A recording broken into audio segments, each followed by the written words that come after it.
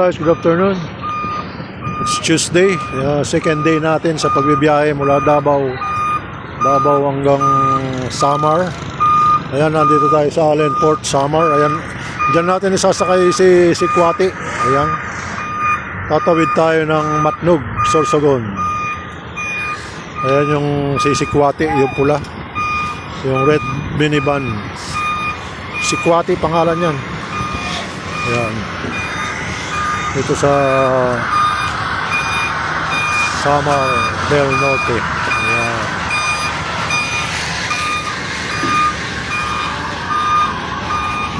Sasakay na nila yung mga truck. Yun. Okay guys, update ko kayo. Mga alas 12 siguro boarding namin dito. Sumasakay na yung mga ibang tao. Ayan, yung mga nasasakyan nandito.